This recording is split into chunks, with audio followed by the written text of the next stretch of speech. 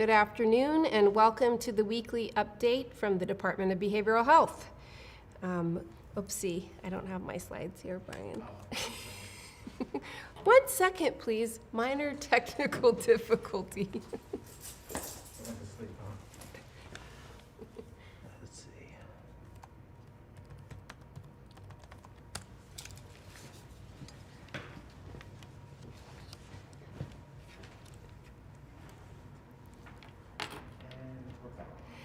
And we'll start again. Welcome to the weekly update from the Department of Behavioral Health.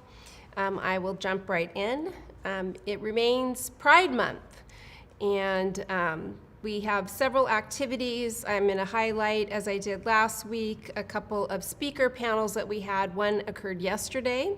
Highly encourage you to watch the recording of that, Mitigating Risk Factors, Affirming and Accepting Environments for LGBTQ plus youth.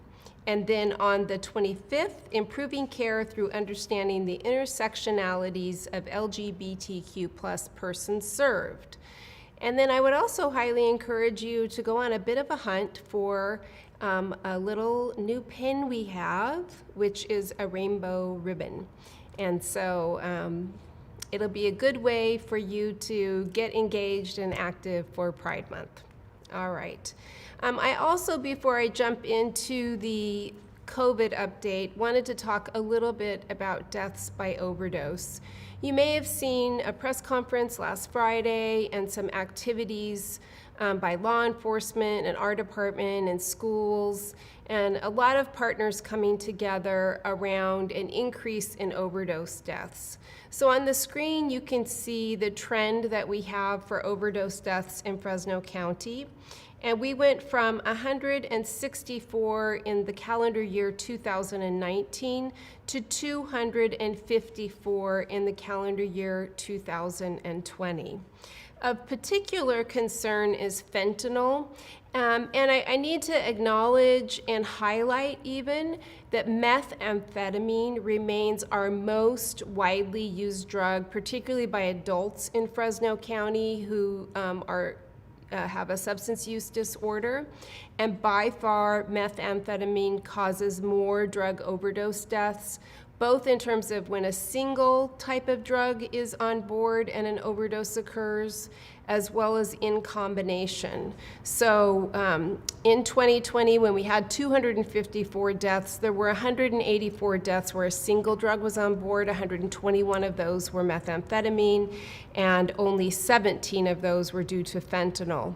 And then about 14 additional deaths where meth was in combination with other drugs, and another 18 deaths where fentanyl was in combination with other drugs. It's important to note, though, that the number of deaths for methamphetamine did increase from 2019 to 2020, but the number of deaths where fentanyl involved more than doubled. It went from 17 in 2019 to 35 in 2020. And so there's really a huge focus, particularly on fentanyl locally, because of that, and also because law enforcement is finding huge increases in the number of fentanyl-laced or fentanyl drugs on the street. So they made a recent drug bust where they found 60,000 fentanyl pills. And those 60,000 pills, it would take a lot more methamphetamine to distribute to that many people. And so it's really a very heightened concern. And so what we're doing about it is really trying to develop a more coordinated response. And what I mean by that is bringing all of our partners together, and this is just a small sampling, including public health, behavioral health, hospitals, law enforcement, and the CAO's office is getting involved, and really developing consistent messaging and a coordinated approach with a persistent focus.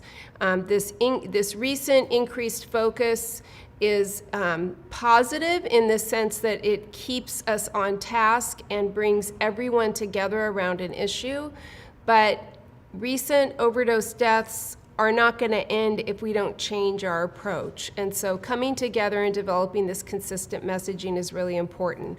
Our department has been working on marketing assets, we're calling it, for youth and adults. And what we mean by assets is coming up with messaging that's packaged in a way that it can be used by any of our partners. They can put their brand and logo on it, and they can push it out on their networking, including social media and any marketing that they do. And that's what I mean by a consistent approach. We want that message to begin to be recognized, for people to not just scroll past it, but see it so many times that it begins to sink in. And the best way to do that is to have the same message be sent out by multiple partners in different mediums. So that's what we're working on and we'll continue to work on. But I wanted to bring that up because I know that some of you may have seen in media, the news, or in the newspaper that we've had that recent focus.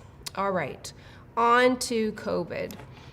So 174 million cases of COVID across the world, 3,750,000 deaths. Now 2.2 billion doses of vaccine have been delivered across the world. In the United States, 33.4 million cases, just under 600,000 deaths, and over 303 million doses of vaccine. In California, we continue to trend downward. We now are at 0.8% positive rate. But there are pockets in California and across the United States that are a little bit of concern, so we'll continue to watch those. In Fresno County, real small increases week to week now in cases and deaths. We really aren't seeing a lot. In terms of hospitalization, we did bounce back up a little. So last week we were at 43 individuals in hospital with confirmed COVID, and as of today, 56 in hospital. So a little bit of an uptick, and remember, as we see kind of an ambivalence about testing, less routine testing being done, it becomes less reliable, so we'll really be focusing on that hospitalization to give us a sure marker of COVID in the community. And we still have unvaccinated people, which I'll talk about in a minute, so we're gonna have to continue to monitor that.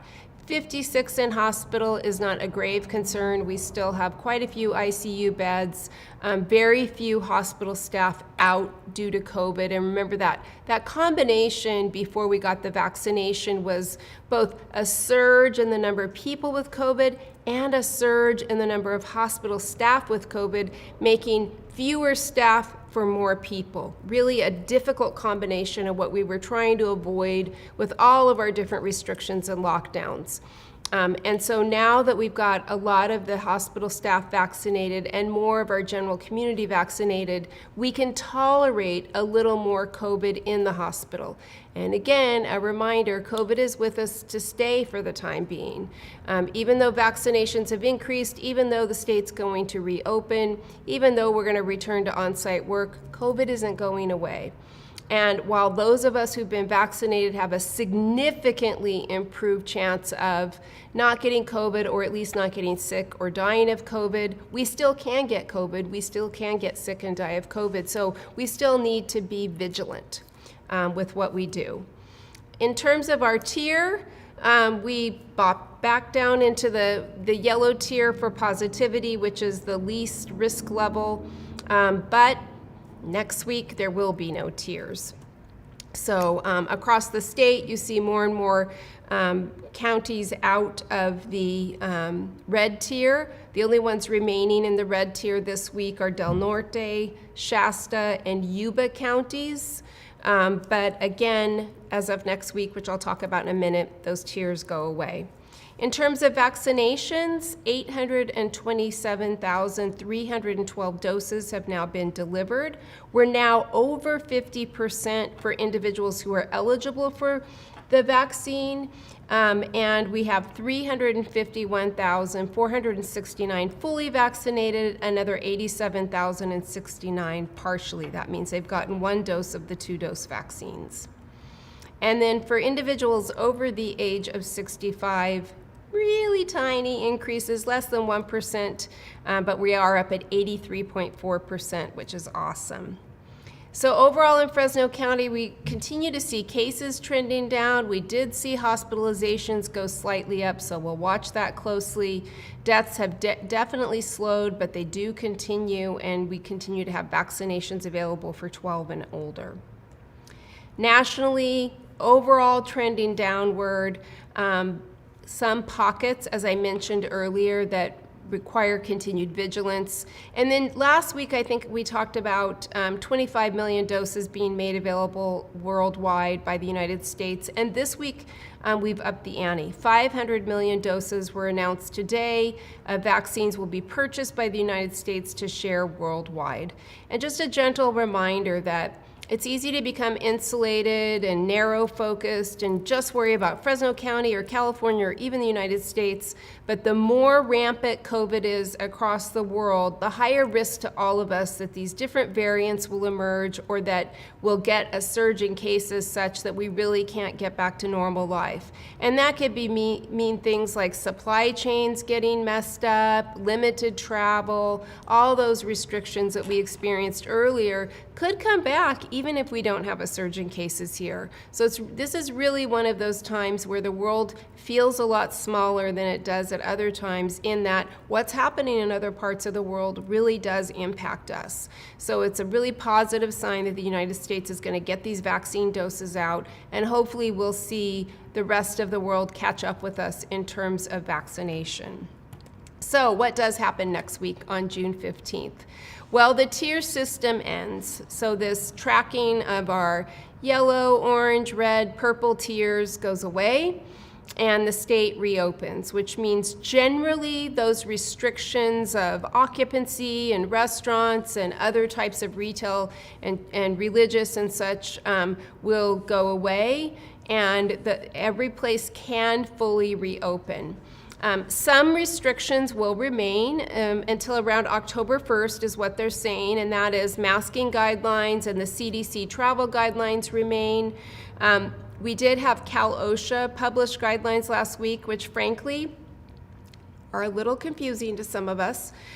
Basically what the Cal OSHA guidelines say, and I'll talk about this a little more when we talk about our reopening, or our return to on-site work, is that in work settings, you have, depending on the type of work setting, and we qualify somewhat as a healthcare setting, you have to be, if everyone in a room is vaccinated, you can go without a mask.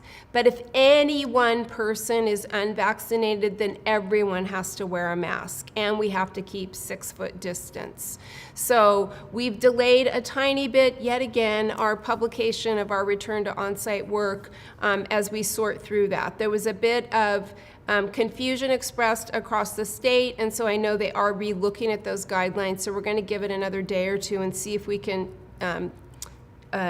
really tighten those up. And then mega events do have some restrictions as well in terms of the number of people. And when I say mega events, I mean events with over 500, 1,000 or more people. In Fresno County, and when I'm talking about Fresno County, I mean our department and other departments, we will continue to screen and we will continue to test. I did get confirmation, this was a question last week, that the county intends to continue offering free testing to employees at least through the summer to get us to that October 1st date. That will enable us to really be responsive if we're returning back to on-site work and we see any sort of surge. We have to respond to that. And so testing will be available, and I was offered to give input into where the testing would occur, and so I'll definitely recommend that we have it at least occasionally on one of our properties to make it available to all of you should you be interested. And as I mentioned, we will monitor for outbreaks. So this plan to return to on-site work really is contingent on us being able to assess the effectiveness of the plan. Remember, it's going to be a phased approach. And so we have to still screen, we have to still test, and we have to monitor for outbreaks to ensure that it's effective, what we're doing. I'm not going to read this. This is going to get sent out to you with the recording that we've done today. And this is the flyer that the state produced, just talking about what does it mean next week on June 15th that we reopen. And then briefly, I mentioned the return to on-site work plan and that we're just tightening up. Everything's pretty much done except for really making sure that we fully understand the Cal-OSHA guidelines and what it means in terms of vaccination and unvaccinated. And once we get those answers, we'll get it out. I did get one question this week. Can persons served visit the conservatee and/or public guardian office? And certainly after next week, I would say yes, but we do have to follow those restrictions. Everybody's got to be masked. Everybody has to be 6 feet apart. No exceptions until we resolve those other issues. All right, and with that, we will take questions from our viewers. And so let's see, when we go back to office, is the face shield allowed to wear instead of the cloth mask? No, the face shield is really worthless unless you're doing some sort of procedure where something could get splashed in your eye. But as far as the respiratory protection, it offers little to no protection. And so when you see people wearing that face shield, just know that it's really not doing anything. It's a 2-ply face mask that is really what's required when we say mask. And then what about in-person training? When will that begin? That's something that will be part of our phased approach. And those guidelines will be included in there in terms of how many people can be in a room at the same time, vaccinated versus unvaccinated, masked versus unmasked, based on the size of the room. So if we get through this first phase of the return to on-site work, and we're finding that our plans are working out well, that we're not seeing an increase in COVID, that we haven't had an outbreak, then we'll be able to increase our tolerance for that type of return to normalcy. Okay, I think there might, no questions via text. So if you come up with any questions after viewing this recording, whether it was live or the recording, then feel free to email myself or Tina Young, and we will be happy to include those questions either in the next update, or if it's something that's of urgency, I'll answer right away if I have the answer, or let you know when I'll get it. And then the other thing I wanted to bring up, and likely this will happen in the next week or two, we'll probably send out a survey about, do we continue this presentation weekly? I've really enjoyed the opportunity to get in front of all of you and keep you up to date on what's going on.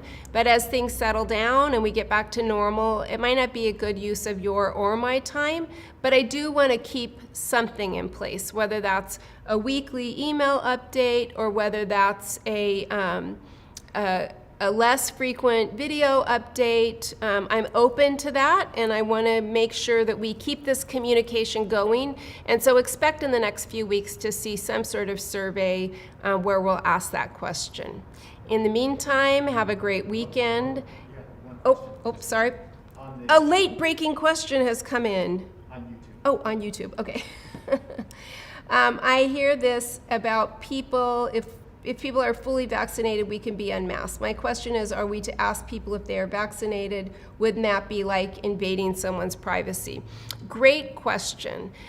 Pretty much every entity that is in authority that's weighed in says, no, it is not an invasion of someone's privacy. You can ask, and in fact, you can technically, as an employer, mandate that people get vaccinated, and you can mandate that they tell you their vaccination status. We're not there yet, and that's something that we're kind of waiting for the county to weigh in on in terms of how we're going to handle those questions, but it is not an invasion of privacy or a violation of HIPAA to simply ask someone's vaccination status. When it's a public health issue like this, it's not a privacy issue, and regardless, it's not a HIPAA violation. And so that's the answer to that question. And then, is the Moderna vaccine effective against the new India variant? Right now, by all accounts, particularly, and mostly we know this because these were the earlier vaccines developed as Moderna and Pfizer, the mRNA vaccines, messenger RNA, have proven to be substantially effective against every variant thus far. They constantly are testing these. There's a real focus, particularly, I'll speak to Fresno County on testing for the variant. I think I've talked about this previously, that when we do a routine test, we're just testing for the effect or for the presence of coronavirus in the specimen. But further, more complicated and involved testing has to happen to understand the genetic makeup of the virus, to know which variant is represented there. And so that type of testing was not widely available in the beginning and has become more widely available. And so there's a real push to do as much of that type of testing as we can, so we understand when we have COVID in the community, what variant is most prevalent, and when we see an increase in a particular variant, are there corresponding increases in hospitalization and deaths, and are they occurring in individuals who've been vaccinated? 100%, even when you're vaccinated, you still can get COVID, you still can die of COVID. Remember, 90 to 95% of effectiveness is not 100%. No vaccine that's ever been developed is 100% effective on its own. When you get enough people vaccinated, the risk of transmission goes down so much that you can effectively eliminate a virus, but that individual person is not necessarily 100% immune to the virus, if that makes sense. But so few people get it and spread it that it's effectively eradicated. And so COVID is no different. The COVID vaccines are no different. No vaccine is 100% effective. What you're hoping for is to reduce the prevalence, reduce the morbidity and mortality of the virus to a level that's tolerable, frankly. So Moderna and Pfizer have both been found to be the most effective and, at least moderately effective against the variants. Are there still requirements to quarantine people if someone in the office tests positive? It depends on their vaccination status. And so we'll include that in the return to on-site work plan.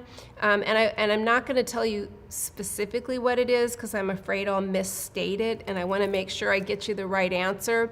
But essentially, if you're exposed and you've been vaccinated, I don't believe that you need to quarantine. And so that's something, and the quarantine and isolation is a little different. So that's something I'll cover in detail next week so that I'm giving you the proper information. But it has changed a little bit. All right. Okay, more on the phone. Ooh, the late-breaking questions are coming in. All right. Will we be getting a 2-week notice? Yes, you will get a 2-week notice. We've committed to that, and the county has supported and asked us to do that. So there will be a 2-week notice. Now, with that said, we can ask people to come back to work at any time. Any individual person can be asked to come back to work, but our plan will incorporate time for you to make arrangements and such. By asking if someone is vaccinated, is only for HR, not for staff to be asking staff. We'll give you guidance on that. So I think what the question is saying is, if we were asking for vaccination status, would it be HR asking individual staff that question, and would we not allow or discourage or not expect staff to ask each other? If we get the information from the county that we will be asking vaccination status, it is possible that we will have some indicator that is worn on your badge or some indication that you're vaccinated, so that when someone's in a room and they're unsure about the vaccination status of other people in the room, like let's say you're having a meeting with 5 people and you're not sure is everyone vaccinated, that would be a quick way to know that you're vaccinated without going through that every single time, who's vaccinated, who's not. And so that's something that's possible, but again, we have to get that direction from the county on how and if and what will happen with vaccination status, and we don't have that yet. So what I can commit to you is, If we don't get that information, then we'll just have everyone masked. That's just what we'll do. Masked, 6 feet distancing. And that's kind of our backup plan, because that's what the reopening next on the 15th basically says, is that once that occurs, everything's open and you just have to mask and distance. So that's what we'll do. If indeed we can give some sort of flexibility for people who are vaccinated, then we'll do that as well. Did DBH leadership determine which positions could work from home if the county were to allow it? No. As I've said many, many times, like every single week, that is not my priority right now. My priority is getting through this current situation with COVID. The determination of which, if any, positions would be allowed, permanent telework positions, is far off. And what I mean by far off is we got to at least get through the summer before we contemplate that. And so I really would just continue to ask for your patience and understanding that that is not, it cannot, it will not be the priority of the department or the county to work on permanent telework until we've got through this emergency situation. And so that was my answer last week. That's my answer this week. Any more text questions? No. All right. And so thank you all. Again, if you have any questions after this, feel free to email me. I will next week focus on what happens if you're exposed and you're vaccinated versus unvaccinated, and give you that specific detail. In the meantime, have a great weekend, and I will see you next week.